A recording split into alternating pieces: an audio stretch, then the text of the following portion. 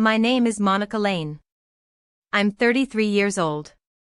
And this is the story of how I was humiliated at the most vulnerable moment of my life, only to rise from the ashes and change everything. It was supposed to be a celebration. A small gathering at our place in Denver, friends, family, pastel-colored decorations. Balloons, cupcakes, anticipation. The gender reveal of our first child, after years of maybe one day, after 7 years of memories with a man I thought I understood. I had spent 2 weeks planning it all. Ethan, my husband, hadn't been involved much. He said work was insane. The new firm account. The pitch in Boston. He was always working late lately, always glued to his phone. But I didn't push. I thought, he'll come around. Once he sees the ultrasound, once he feels the baby kick, he'll come around. I should have known something was wrong when he walked into the party that day with that distant, plastic smile. Like someone pretending to be happy because the cameras were rolling. He barely looked at me, just nodded toward my belly like it was some awkward inconvenience he didn't want to acknowledge. I brushed it off. People were arriving, music playing, and I kept telling myself, today is about the baby. We gathered in the backyard, where I had hung a huge white balloon filled with confetti, blue or pink, and tied it to a vine-wrapped arch. I had Riley, my best friend, hold the pin, and Ethan and I stood beneath it, our hands brushing but not holding. Everyone had their phones out. Okay, I said, heart pounding. On 3. Riley counted. 1, 2, 3. The balloon burst. Blue confetti rained down like a shower of hope. Cheers erupted. Laughter, clapping, someone shouted, "It's a boy." I pressed my hands to my mouth, tears forming in my eyes.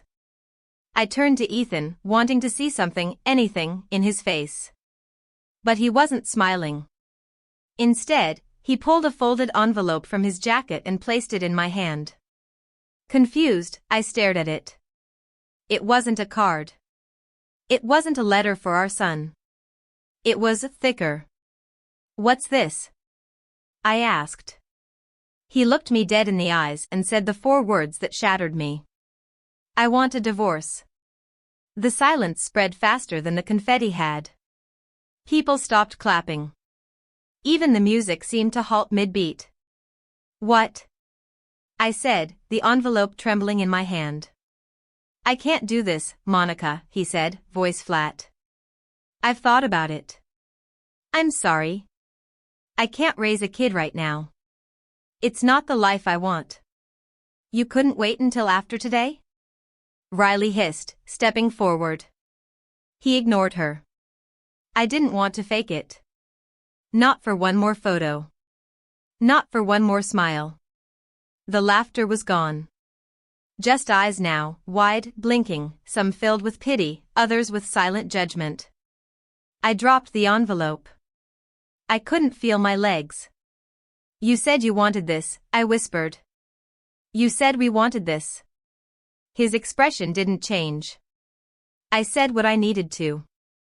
"But I've been seeing someone else. Camille. For a few months now. She gets me in a way you don't anymore." The name burned like acid in my throat. Camille.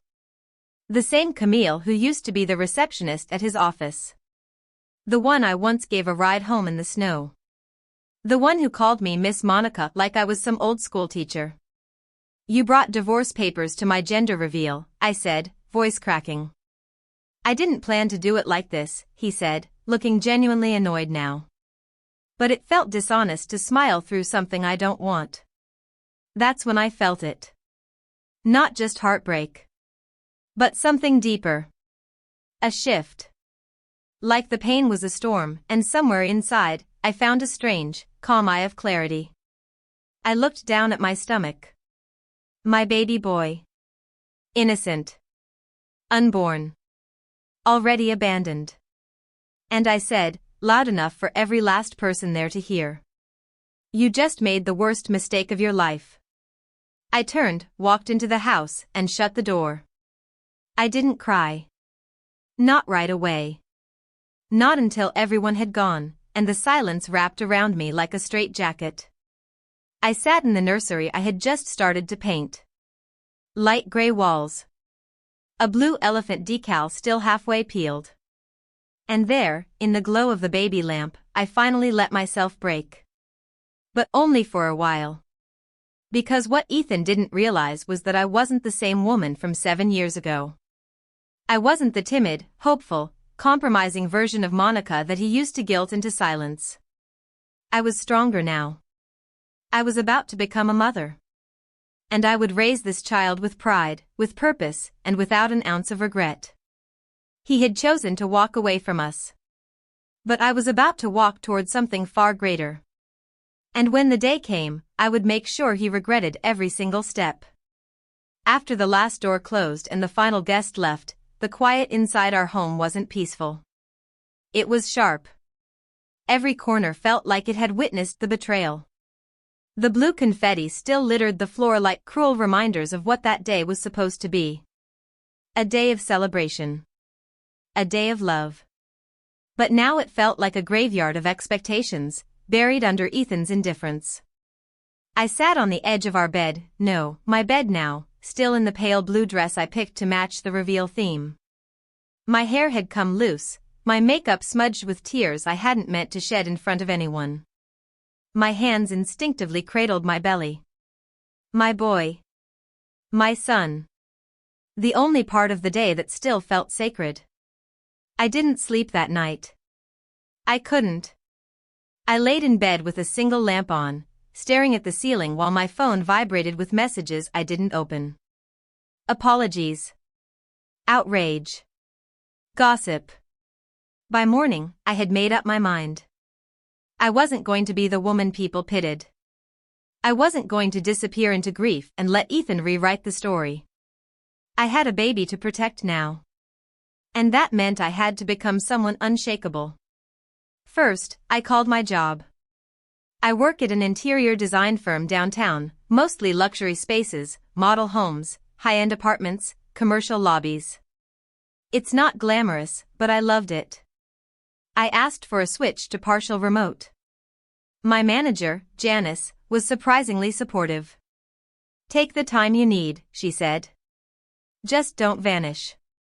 We need your eye for detail. Then, I called a lawyer. Her name was Dina Bradford, tough, no nonsense, and highly recommended by Riley. During our consultation, I told her everything. Ethan's sudden departure. His affair. The divorce papers. The baby. She listened, scribbling notes without flinching. When I finally asked if I had any leverage, she looked up and said, "He filed at your gender reveal. I've seen a lot of callous husbands, Monica, but this? We're going to make this look like what it is, desertion. He's going to regret this move." Those words lit something inside me. Dina helped me draft an immediate response. She advised me to file for full custody once the baby was born, and we began building a paper trail from day one. Every ignored message, every skipped check, every snide remark he sent through text, I saved it all. Meanwhile, Riley practically moved in. She cooked when I was too drained to stand. Painted the nursery wall while I laid on the floor with swollen ankles. She read every baby book in the house out loud, even though we both knew she was skipping half the chapters and winging the rest. "You need joy around you," she said. "Even if I have to fake it until it's real." We laughed more than I thought we could. There were still nights I cried myself to sleep, but not every night. And that was a win. Ethan stayed gone. His mother, Celeste, called once.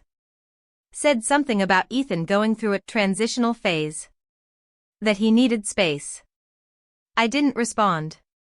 2 months in, I posted a photo to Instagram.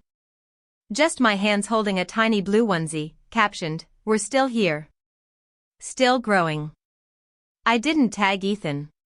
But I knew he'd see it. He did.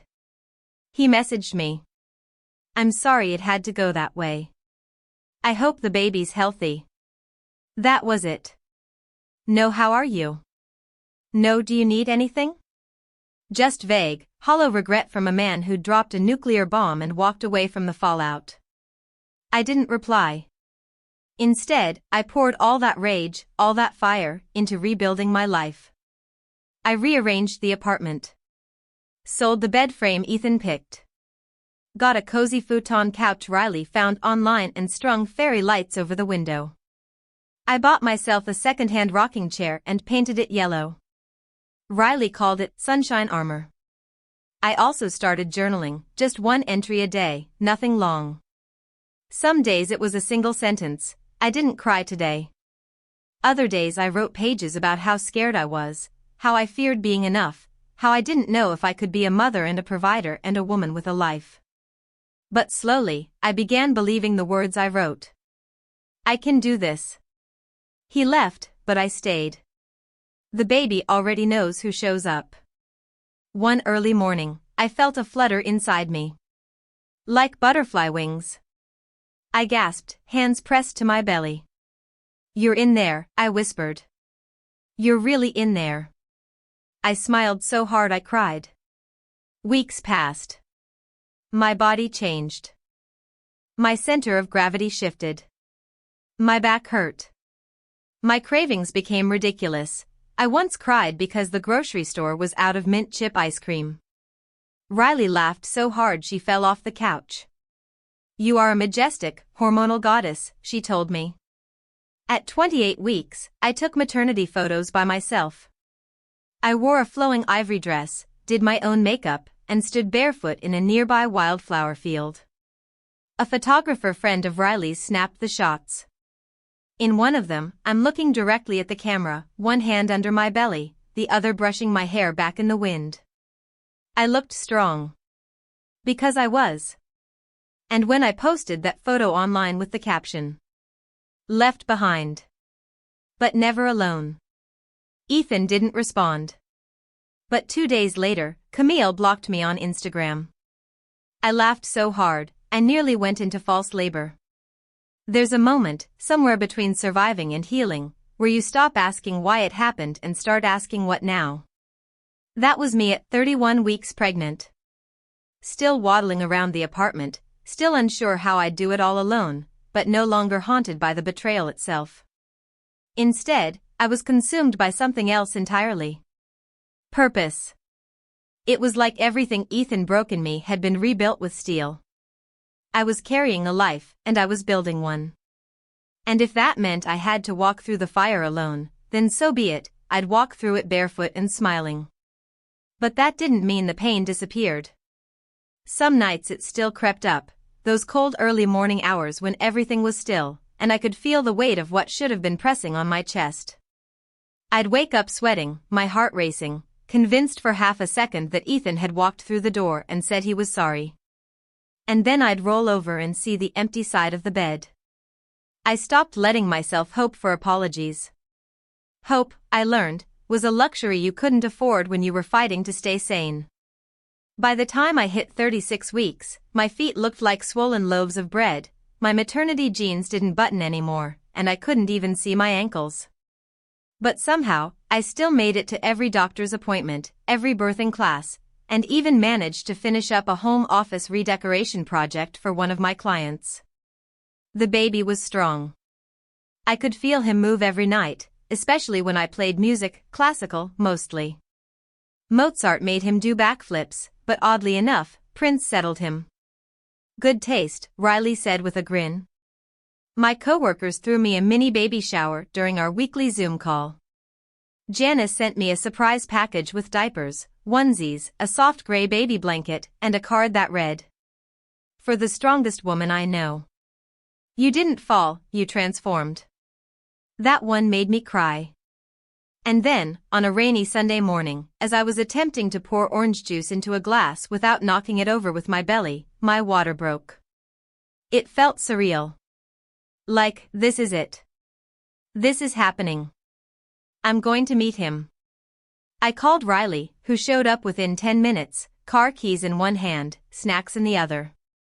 You ready? She asked, pulling me into her arms. No, I said, laughing nervously, but he is. The labor was long, painful, messy. At one point, I screamed so loud the nurse thought I needed an epidural and a therapist. But through it all, Riley was there, holding my hand, whispering that I could do it, that I was doing it. And 19 hours later, I did. He came into the world wailing, tiny, furious, perfect. 7 pounds, 9 ounces of purpose. They placed him on my chest, and for the first time in months, I felt whole. I named him Aiden. His eyes were closed, his skin soft like rose petals, his breathing shallow and urgent. But even in his silence, I heard everything he was saying. I'm here. You did it. We made it. There was no Ethan. No flowers from his family. No late-night calls asking how I was. Just silence. And honestly? That was better than empty words. 3 days later, I brought Aiden home, swaddled like a burrito in the blanket Janice had sent. Riley had cleaned the whole apartment, turned on soft lullaby music, even set up a meal delivery subscription she found online. Now you don't have to cook or cry over burnt toast, she said, winking. My parents visited from Colorado Springs the following weekend. My mom held Aiden for hours, whispering little prayers over him. My dad, usually gruff and stoic, kissed the top of his head and simply said, "You did good, kid." The real surprise came 2 weeks later. I was sitting in the living room, one hand rocking Aiden in his bassinet, the other scrolling through emails, when an envelope slid under the front door. I walked over, picked it up. It was a legal notice. From Ethan. He was requesting partial custody. I froze. My hands trembled as I read the words over and over. Joint custody petition. Visitation rights. Establishing paternity. Suddenly, it all made sense. Camille was gone. He was alone. And now, suddenly, he wanted to be a father? I snapped a photo of the letter and sent it to Dina. She called me within 5 minutes. "We're going to bury this," she said. "Don't worry." But I was worried. Not because I was scared of Ethan taking Aiden. But because I had to face him again. I had to see the man who walked out on us the night I told him he was going to be a father. I didn't want to.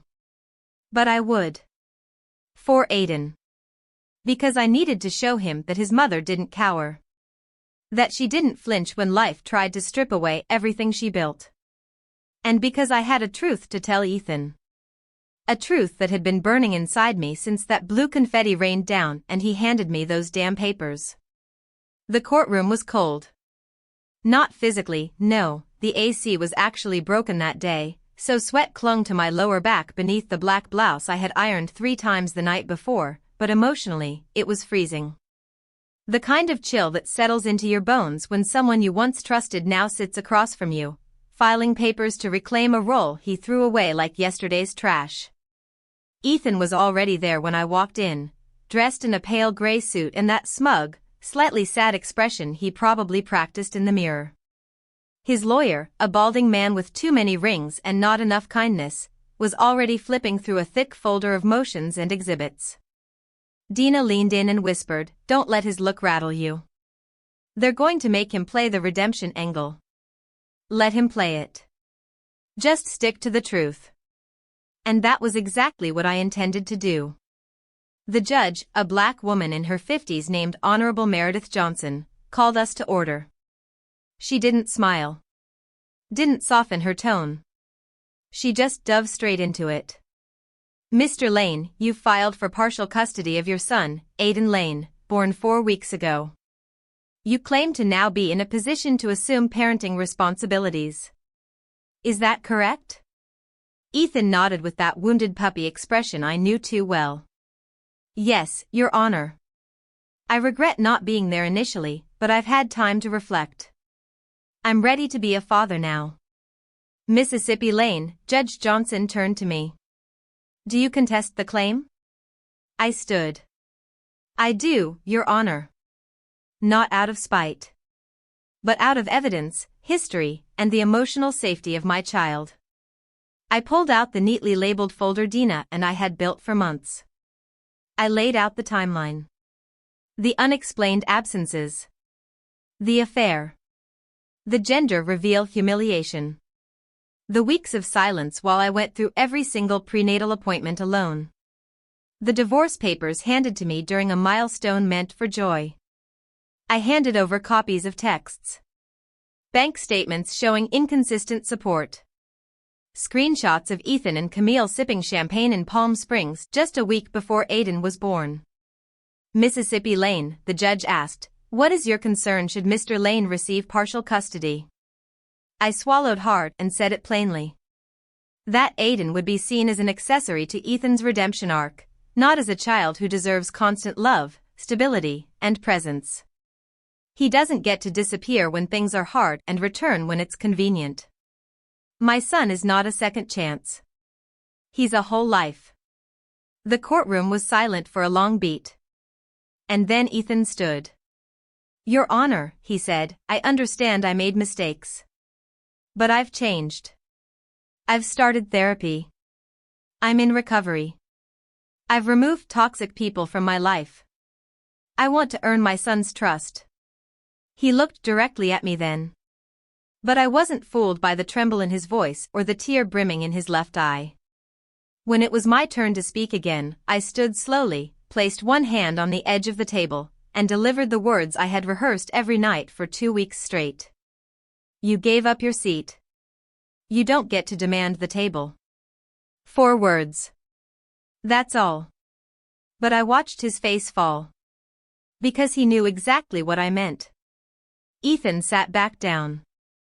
And the judge took a long pause before finally saying, "I'm ordering supervised visitation only at the family center. Twice monthly. If those visits are consistent and positive over the course of 6 months, we'll revisit the agreement. But I want to be clear, you do not get to rewrite the past. Only improve the future." That was fair. Too fair, in my opinion. But I'd take it. Later that night, I sat on the floor of Aiden's nursery, holding him while Riley folded baby blankets beside me. The windows were open, and a soft breeze carried in the scent of new beginnings, baby powder, pine trees, and quiet resilience. I said the 4 words, I told her quietly. She looked up. And? I exhaled. It didn't undo the past. But it sure as hell closed a door. From then on, Ethan kept his distance. He showed up to his supervised visits. He tried to play the part of involved dad, bringing toys and taking photos. But Aiden didn't warm up to him, not yet. And when he ran to me afterward, burying his face in my shoulder, I knew deep down what Ethan never understood. Presence can't be scheduled. Love isn't transactional. It's built, moment by quiet moment. Meanwhile, I kept building. At work, I was offered a major design lead on a corporate client's new downtown office. It was the kind of promotion I used to dream about. Riley offered to keep Aiden more often, and I hired a part-time sitter named Darla who was warm, patient, and had 2 grown sons of her own. It felt surreal, this life I'd built out of scraps and ashes. But it was mine. One night, I opened the baby journal I'd been writing in and flipped to a fresh page. Today, Aiden held my finger and smiled with his whole face. He doesn't know what we've survived. But somehow, he already knows we're safe now. And maybe that's enough. I closed the book gently, kissed his forehead, and turned off the light. Somewhere outside, a storm rolled in. But in our home? It was peaceful. Because no matter what papers Ethan handed me, I had already written my own ending. The weeks passed like turning pages in a book I was finally learning to enjoy. There were still hard chapters, fussy nights, unexpected fevers, bills stacking higher than I liked, but every night I laid down beside Aiden's crib and knew, without a shadow of doubt, that I was doing it. I wasn't just surviving anymore. I was living. Riley called it my comeback season. She said it with a teasing smile and a spoonful of peanut butter in her mouth, but I could tell she meant it. Even she could see it, something in me had shifted. I was no longer reaching backward for something that broke me. I was moving forward, with my baby in one arm and my future in the other. And just when life seemed to settle into a rhythm again, the unexpected arrived. Douglas. It started at preschool. Aiden had just turned 3, a milestone we celebrated with a small party in the backyard, complete with dinosaur hats, a store-bought cake, and a bubble machine that nearly short-circuited in the rain. A few weeks later, on back-to-school night, I was late, typical me. The room was packed. I was soaking wet from a sudden downpour, my coat clinging to my legs, my hair half frizzed, when a calm voice beside me said, "There's a seat here, if you don't mind." I turned, and there he was. Simple button-up shirt. Sleeves rolled. Hands folded over his lap, posture relaxed but present. And eyes soft, kind, not searching, not judging. Just there. "I'm Douglas," he said. "Emma's dad." "Monica," I replied. "Aiden's mom." The meeting went on, announcements about snack schedules, nap rotations, and the annual costume parade. But all I could think about was how normal it felt sitting beside him. Not forced. Not heavy. Not complicated. Afterward, we walked to the parking lot together. "Emma talks about Aiden all the time," he said as he buckled her into the car. "She calls him her twin from a different belly." I laughed. That sounds like something he'd say. It didn't stop there. The next week, we bumped into each other at the grocery store. The week after that, at the park. Then one Friday afternoon, after the kids begged to play together, he invited us to dinner. "Just pizza," he said. "I can't promise Michelin stars. But I do make a mean dinosaur-shaped pepperoni." I hesitated, then said yes. That night, I watched Aiden and Emma roll dough with far too much flour, giggling like siblings while Douglas poured me a mug of orange spiced tea. "The first time I had this," he said, "it felt honest. Not too sweet. Not sharp. Just enough." And then he looked at me. And I looked at him. And something passed between us that I couldn't name yet. Not love. Not attraction. Trust, maybe. Recognition. It didn't feel like starting over. It felt like arriving. From that night forward, Douglas became a quiet fixture in our lives. Never loud. Never pushing. Just present. Picking up Aiden when I worked late. Showing up with extra snacks when he knew I'd skipped dinner. Fixing the leaky sink without being asked. He never mentioned Ethan. Never asked what had happened.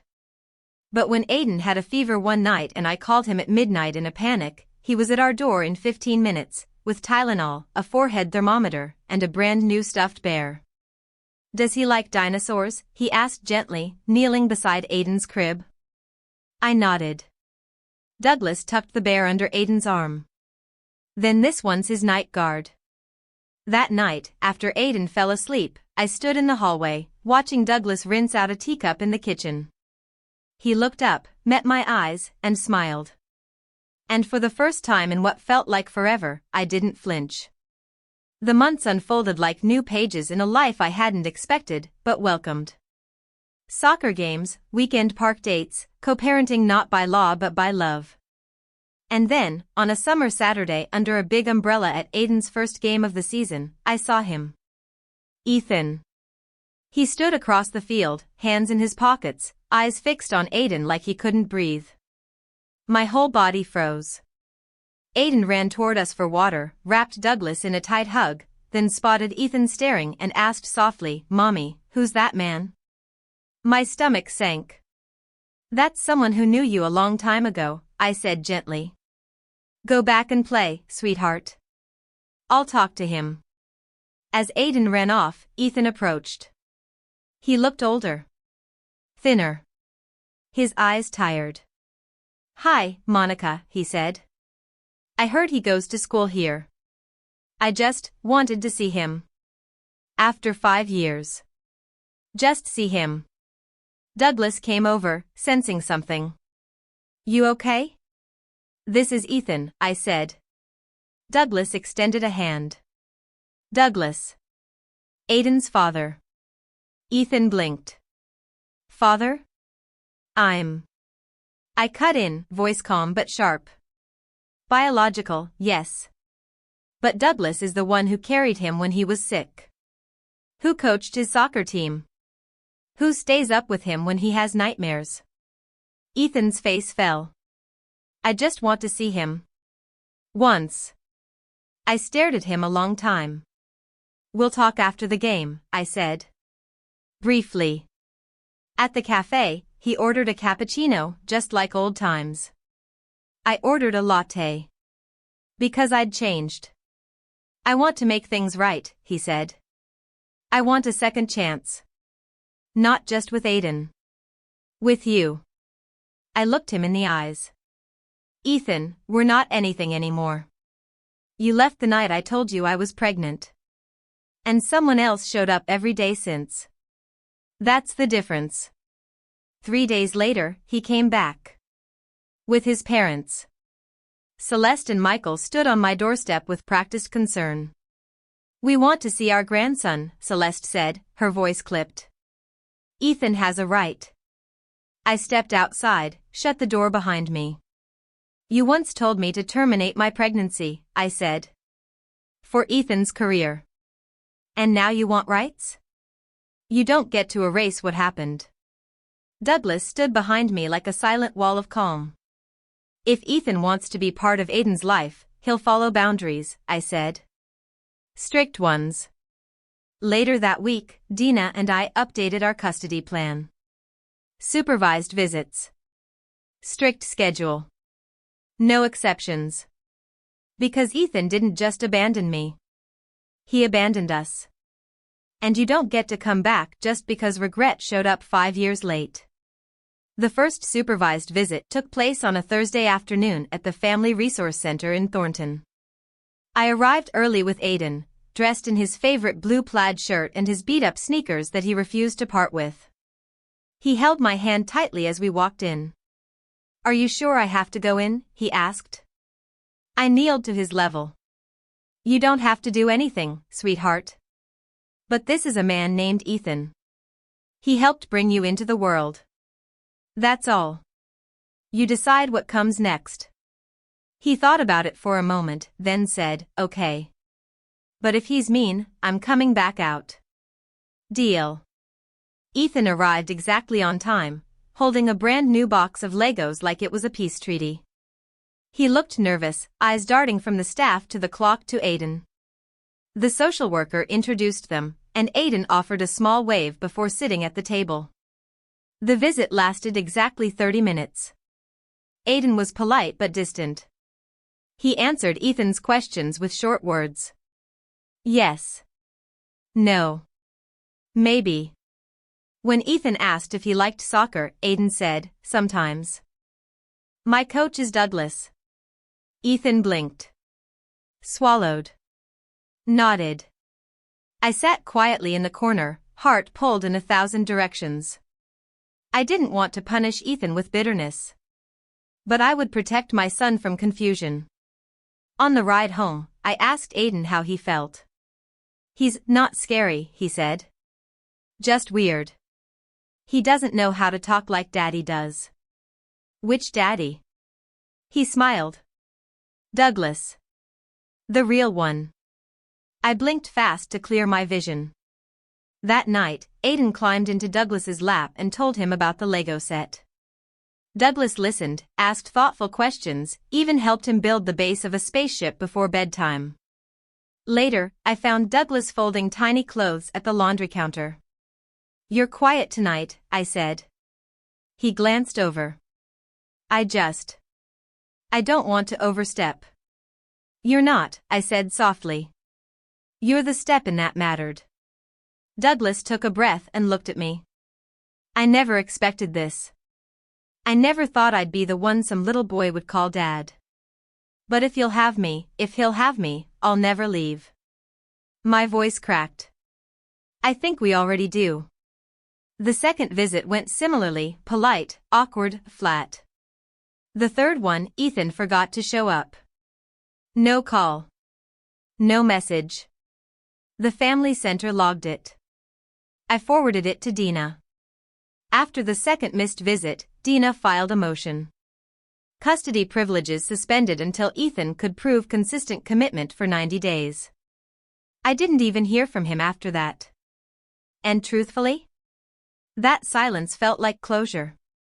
He had tried briefly, but the truth was Ethan didn't know how to be a parent because parenting wasn't about biology. It was about presence. Patience. Showing up when no one's watching. Douglas showed up. Every morning, he made coffee for me while packing Aiden's snack.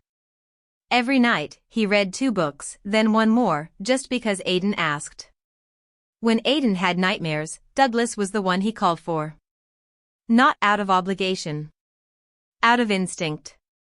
One late autumn evening, we stood in front of our house, a small, 2-bedroom home in Aurora with a patchy backyard and peeling porch steps. Douglas had just finished screwing in a new mailbox plate. He turned to me, brushing paint off his fingers. How's it feel? I smiled. Like we finally own something no one can take. He pulled me into a hug, warm and easy, like we'd been built for this all along.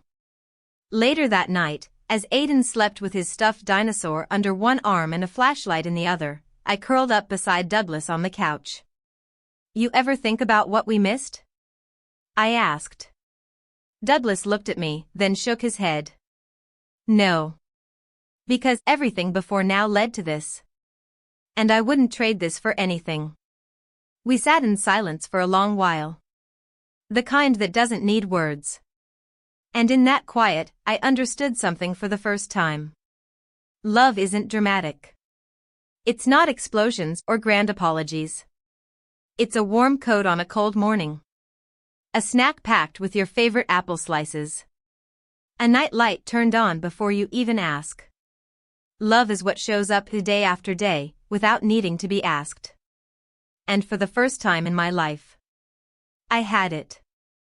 Aiden turned 6 on a cool spring morning with birdsong in the air and the sun streaming through the kitchen window like it was in on the celebration. He was up at dawn, tugging at his little pajama pants and racing into our bedroom, where Douglas and I lay tangled in sheets and soft laughter. Is it time yet? He shouted, practically bouncing. Is it my birthday now? Douglas sat up, mock serious. Let me check my official dad watch. He tapped his wrist twice and grinned. Yep. It's birthday o'clock. I watched them tussle and laugh, joy spilling through every crack in the walls I had once feared would never feel warm again. Aiden had no idea that this life, this laughter, was built on ruins. And I planned to keep it that way. The party that afternoon was modest, backyard streamers, rainbow cupcakes, and a fold-out table stacked with pizza and juice boxes. Emma came, of course, dragging her own wrapped gift and a homemade card that said Happy Birthday in crooked letters. Riley showed up wearing a sparkly blue wig and a t-shirt that read Fun Aunt Forever. My parents brought a set of books and a stuffed tiger. And Ethan didn't come. He hadn't been part of any birthday since Aiden's first, when he asked, through a terse email, if he could drop off a gift. He never followed through. The last official contact had come nearly a year ago, a letter through his new lawyer stating he'd like to revisit parental access when life settled down. Dina and I sent a one-line reply. Children don't wait for your life to settle. We never heard back. Aiden's world kept growing, with or without Ethan. He thrived in school, obsessed over planets, asked complicated questions about gravity and galaxies. He still called Douglas Dad, unprompted, effortless, pure. Sometimes I wondered if he'd ask more questions about Ethan as he grew older. I prepared myself for it. I rehearsed the answers in my head like I was studying for an exam I'd only take once. But one night, a few weeks after his birthday, as I tucked him into bed, Aiden looked up at me and asked, "Do you think you'll marry Daddy someday?" I blinked. Douglas? He nodded, eyes wide. Why do you ask, sweetheart? Because when he hugs you, it looks like he's holding the whole world. And I think people who hold the world like that should stay forever. Tears filled my eyes. I kissed his forehead. Maybe one day. If the stars agree. He smiled, content with that answer. The stars always agree with us. That weekend, Douglas and I stood in the backyard after putting Aiden to sleep. The wind was soft, and the garden he helped me plant the year before was blooming again, sunflowers, tall and unapologetic, bending toward the last golden light. I've been thinking, Douglas said, gently taking my hand. You don't owe me anything. But I want to keep building this life with you. Not just beside you, but with you. He didn't kneel. He didn't offer a ring. He just looked at me, steady and true. I love you, Monica. I love our boy. I love our quiet nights and loud mornings and even your burnt grilled cheese. I laughed, wiping tears I hadn't noticed. I love you too. And that was our engagement. No drama. No spectacle. Just love, the kind that survives the worst and still chooses the best. 2 months later, I officially filed a petition to update Aiden's legal documents. Birth certificate, father, Douglas James Reed. It wasn't about erasing the past. It was about honoring the truth. Because Ethan may have shared his blood, but Douglas gave him his heart. And hearts win. Always.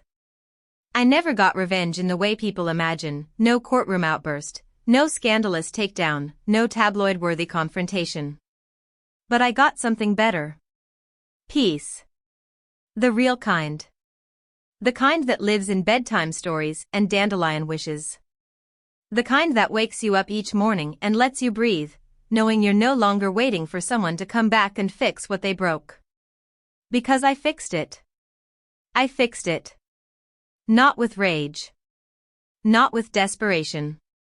But with love, consistency, and the quiet, steady decision to never let someone else's failure define me, or my son.